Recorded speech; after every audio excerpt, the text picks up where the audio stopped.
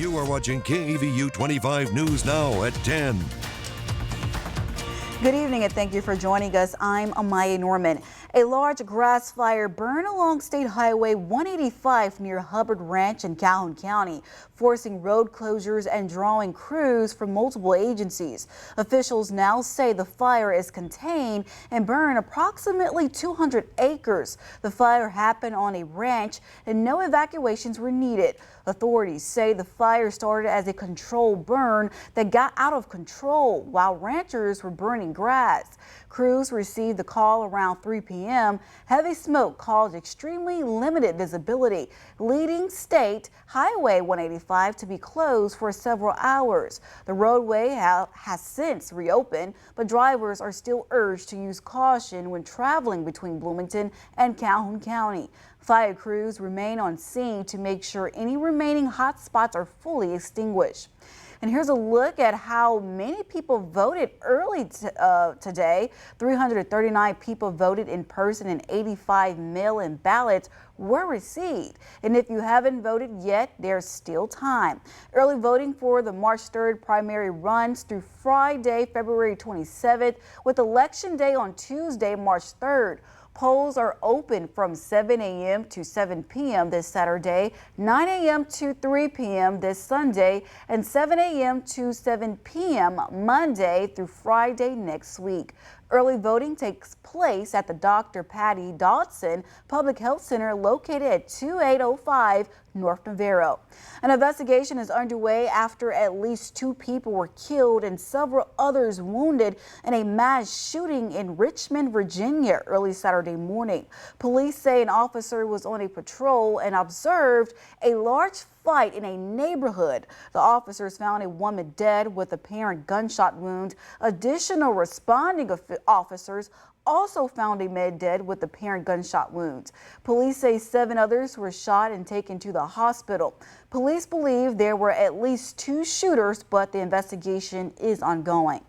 Now let's go to Trey Mining with the first look at our forecast. Trey, today was very windy today. Are we expecting any high winds for the weekend? Yes, the winds will be quite gusty for the next couple of days behind the front that's already have passed through the area. Winds from the north that brings in cooler and drier air, and temperature is dropping rather rapidly, 62 degrees. After a high of 81 degrees we had here in Victoria, temperatures follow even more than that, probably another 20 degrees or so before we get up early in the morning time tomorrow. Humidity 31%, that's very low for this time of day, this time of evening. That's the ingredients right there for some maximum radiation cooling and cool temperatures. Red flags warnings have been dropped as of 9 p.m. in our western counties. There is a gale warning in effect because of the gusty winds in the bays and the coastal waters of the Gulf and out into about 100 miles or so. Cool night tonight, rather chilly tomorrow morning. But the rest of the week coming up, any rain chances? We do need some. We'll try to find some rain chances coming up later on in the full forecast. Amaya? Thank you, Trey.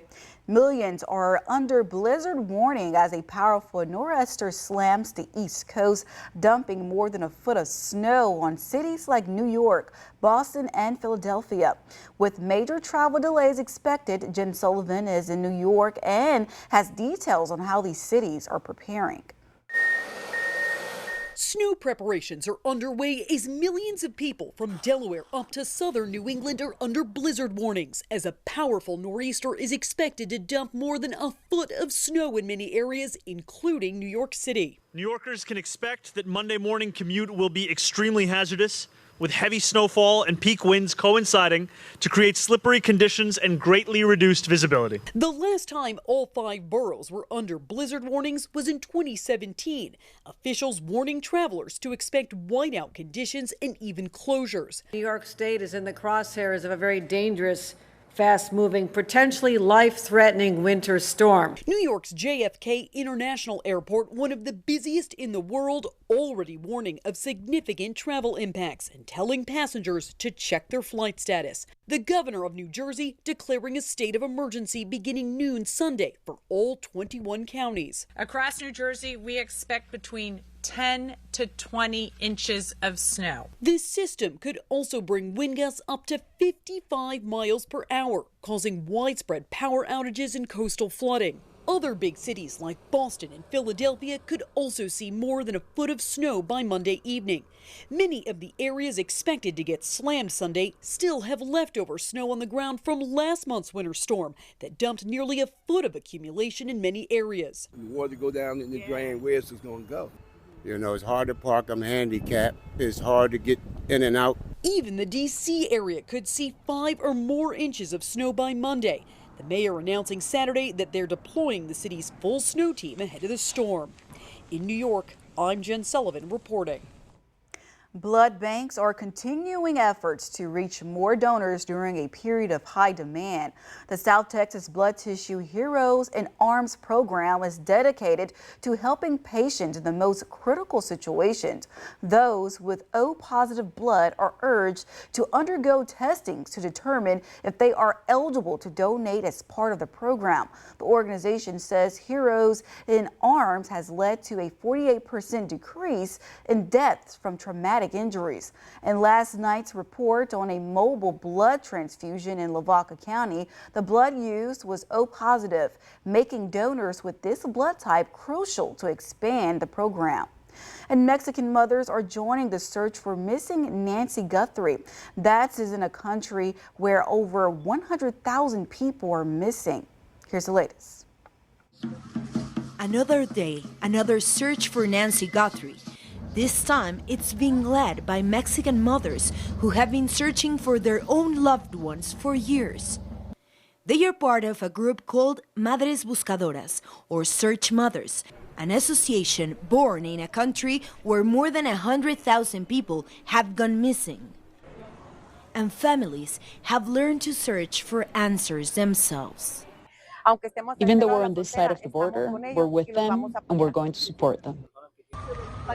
On Friday morning, the group began posting flyers with Guthrie's face in Nogales, Sonora, just steps from the U.S.-Mexico border. The area sits directly across from Arizona, making it one of the closest crossing points to where Guthrie disappeared. Cecilia Flores founded this group a decade ago. Since then, she says, they've helped locate more than 5,000 people, alive or dead, across Mexico. She said the next phase will be a ground search, looking for any sign of Guthrie's remains.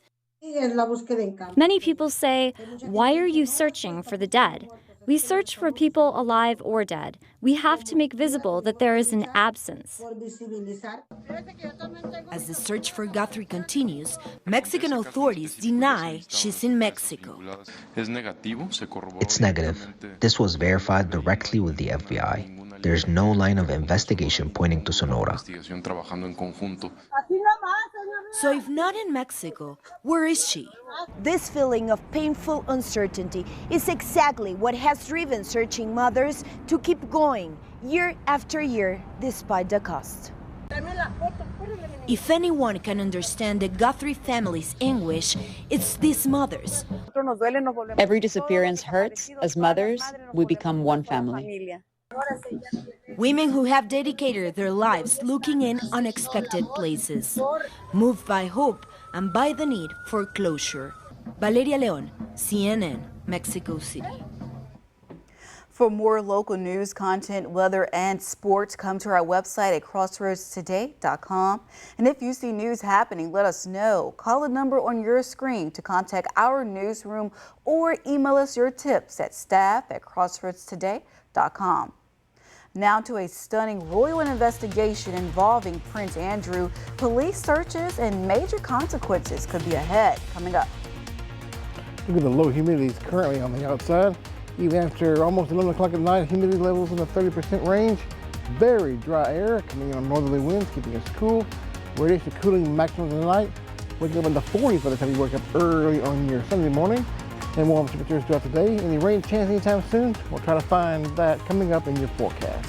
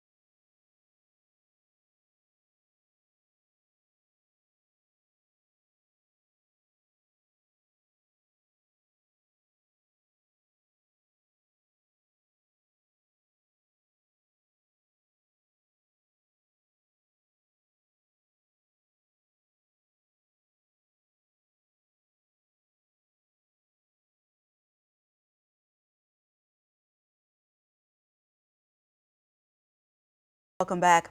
Now to the investigation of former Prince Andrew. Police are searching his home after that stunning arrest this week. The king's brother is in the first royal arrest in almost 400 years, and he's now facing removal from the line of succession.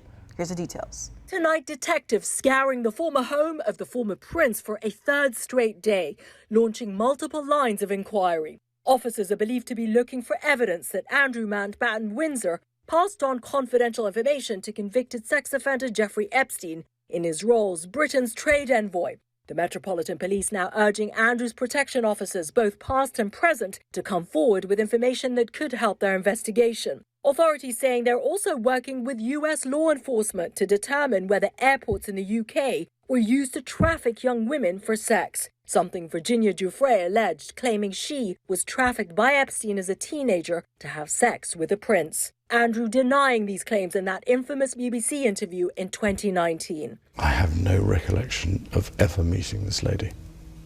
None whatsoever. Giuffre died by suicide in 2025. The king's brother arrested on Thursday morning at Andrew's home on the King's estate in Sandringham on suspicion of misconduct in public office, an offence that carries a maximum sentence of life in prison. Andrew was held for almost 11 hours, then released without charge, but remains under investigation. He also remains eighth in line to the British throne for now.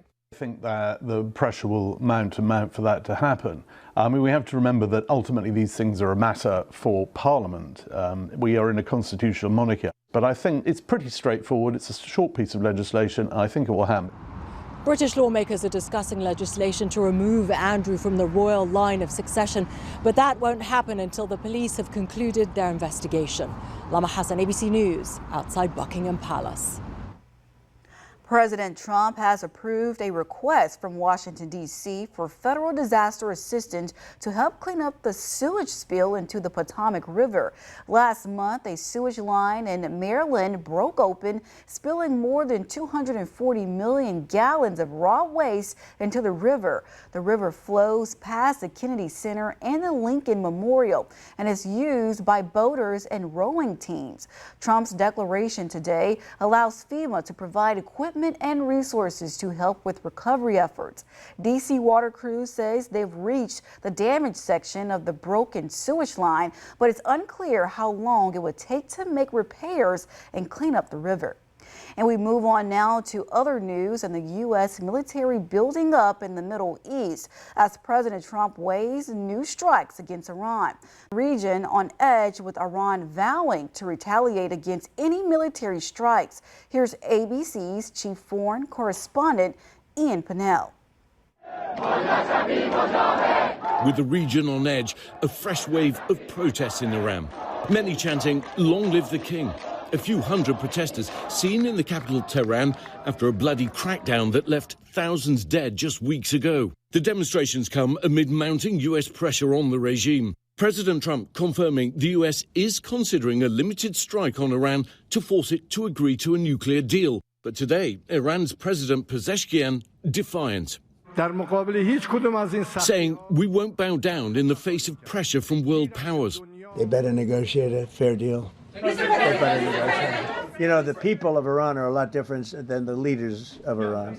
And it's very, very sad situation. Satellite images show the USS Gerald Ford sailing into the Mediterranean. It'll be joined by more than 100 cargo planes, refueling tankers and fighter jets. The USS Abraham Lincoln strike group already in position. All told, there are around 35,000 US troops now in the region. Tonight, US officials telling ABC News they're relocating hundreds of personnel at a major military base in Qatar ahead of a possible strike on Iran. Another round of diplomatic talks is expected, but Iran warning if it is attacked, it'll respond decisively, and that all US bases, facilities and assets of what it calls hostile forces would be legitimate targets. Ian Pannell, ABC News. Illinois Governor J.B. Pritzker is demanding that President Trump issues tariff refund checks worth billions of dollars. Pritzker wrote the letter to Trump on Friday after the U.S. Supreme Court ruled most of his sweeping tariffs were illegal. The Democratic governor demanded a refund of $1,700 for every family in the state. He estimated that would be roughly $8.7 billion. He also posted the letter on social media, writing, quote, "Cut the check," unquote. And President Trump today raising the threat of new tariffs. Yesterday, the Supreme Court struck down the president's emergency tariffs. The court calling the tariffs a tax that only Congress can raise taxes. Here's ABC's senior White House correspondent Selena Wang with the latest. President Trump today escalating his trade war and his war of words with the Supreme Court. The president now says he's putting a 15% tariff on every country. That's up from 10% just yesterday, using a statute allowing him to impose tariffs for only 150 days. Well, what you have is the president reacting in a stubborn way in support of his tariffs. Yesterday, the Supreme Court struck down Trump's cornerstone tariffs, ruling only Congress can impose taxes. Today, the president calling the decision ridiculous, poorly written, and extraordinarily anti-American. I'm ashamed of certain members of the court, absolutely ashamed, for not having the courage to do what's right for our country. In the 6-3 decision, the court's liberal justices joining with 3 conservatives, Chief Justice John Roberts and 2 justices appointed by Trump, Neil Gorsuch and Amy Coney Barrett. I think it's an embarrassment to their families. You want to know the truth? The 2 of them. Some $142 billion have already been collected from the original tariffs. The question now, how does that money get returned? Even the Supreme Court in their briefing used the word, "this will be a mess," in quotes. 2,000 companies have already sued the Trump administration to get refunds for the original tariffs paid by some 300,000 importers, as countries and companies around the world brace for the new 15% tariffs. Selena Wang, ABC News, Washington. It was a very nice day, but very dry day today. Temperature for the high, 81 degrees in Victoria. Low is 60 degrees. We'll be under this and this for your day tomorrow. Quite a bit under what we had today. As the cold front has moved on through and dry air continues to filter in, cool air as well. How cool will it get? What about any rain chances this coming up week? We'll find out coming up next in your forecast.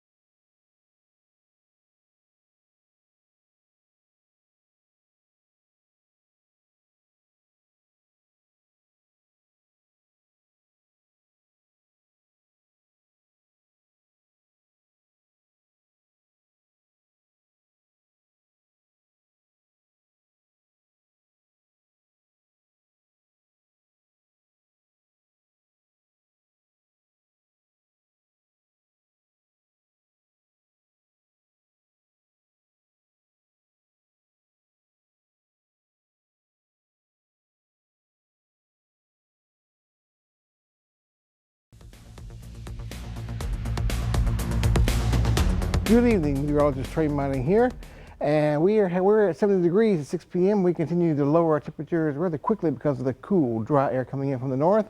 Radiation cooling, clear skies. Temperatures will be falling into the 50s coming up by about midnight, and waking up tomorrow morning in the 40s around here. So definitely a light jacket or sweater coming up by early tomorrow morning on your way to church or whatever you happen to be doing. Front in the Gulf, still continuing to move to the south. High pressure behind that is bringing in the cooler, dry air kind of circulation around just like this, bringing in the air coming in directly from the north. So that's why we're very dry and very cool.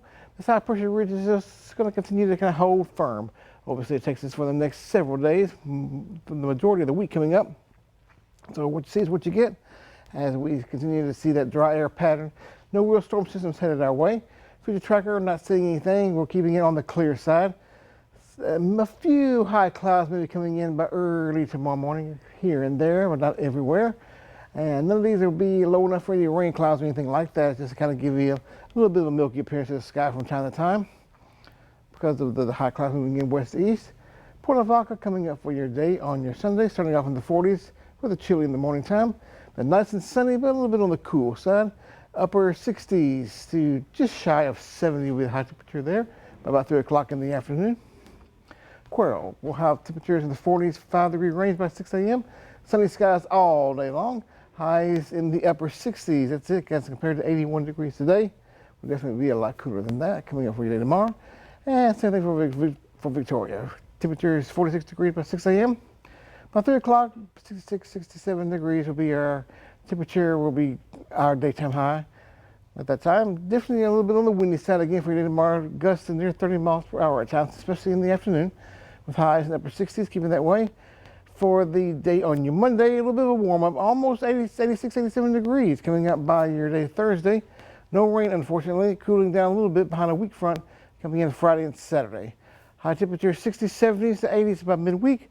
Lows anywhere from the upper 30s to 40s to 50s coming up for the next several mornings. So cool in the morning time, sunny skies. Be careful out there for the fire danger that's still going to continue to exist for the next 7 days. Take a look at this right here. This is the QR code. Get your smartphone, scan the code, see right there on your screen. That'll take you to a web page. You can download our app, news, weather, and sports at your fingertips. Speaking of sports, we got Trenton Whiting over there with your sports news. Thank you, Trey. Yes, I'm stepping in for Ray Robertson just one more time this weekend. And tonight we'll be taking a look at some results from a tournament hosted by the reigning softball state champs coming up in sports.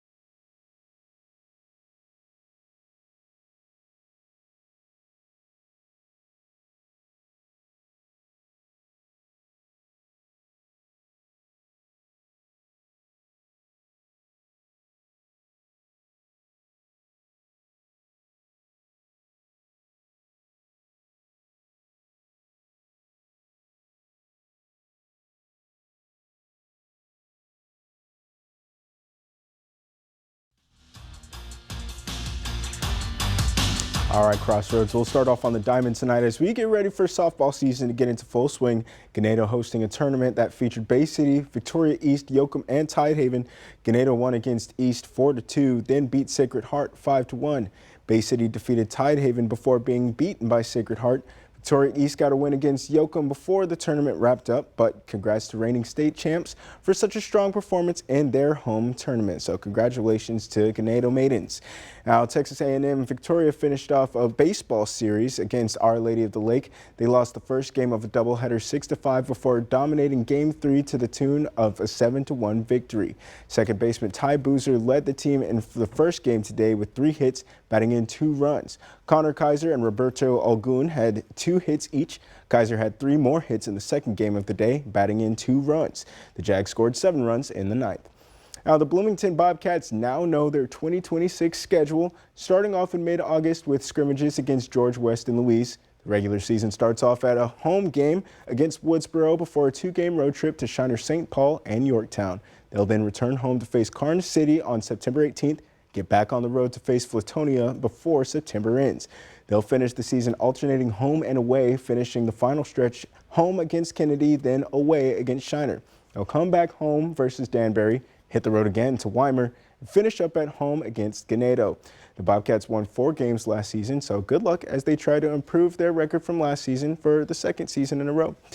It was a big day for collegiate hoops with some top-ranked teams, including my alma mater, the number 2 ranked Houston Cougars. They took on the Arizona Wildcats, who were the number 4 team in the country, but should see maybe a sizable jump, maybe a little bit of a jump. But they spent a good amount of the season at number 1 and proved why in this game, getting 22 points off the bench from Anthony Del Orso on the way to a 73-66 win. Projected first rounder Kingston Flemings had 17 points for the Cougs and a loss that featured at least a few players who will be playing professional hoops this time next year. Now, the Spurs ended up blowing out the Kings at home, speaking of professional hoops, and they pushed their record to 40-16. Victor Wembanyama led the way with a ridiculous 28 points, 15 rebounds, 6 assists, and 4 blocks. Stephon Castle stepped up with 18 points and 8 rebounds, and they'll face the Pistons in a few days in Detroit. Now, the Houston Rockets lost a tough one against the New York Knicks just before our broadcast, if you happen to catch that. Kevin Durant had 30 points, but it wasn't enough to beat New York, who had 3 players score at least 20 points on the way to a big fourth-quarter comeback. The Rockets will host the Utah Jazz on Monday and try to get their get-back after losing to the Jazz last time out. But that's it for your sports. Amaya. Thank you, Trenton, my co-anchor. A sad scene at a Las Vegas airport takes a heartwarming turn as new details emerge about a dog left behind and the officer who stepped in. Coming up.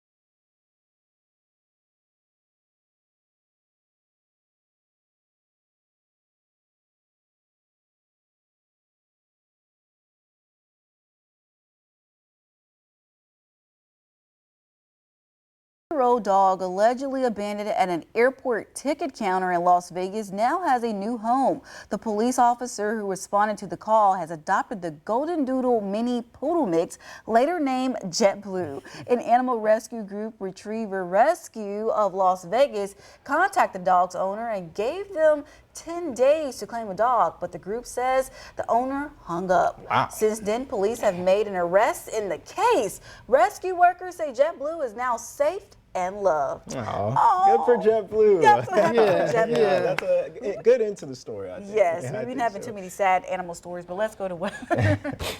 Oh, Lord.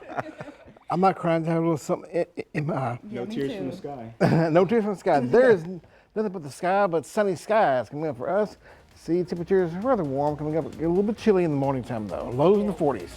Yes, but thank you for joining us. We hope to see you tomorrow, Sunday, for 25 News Now Weekends at 5:30.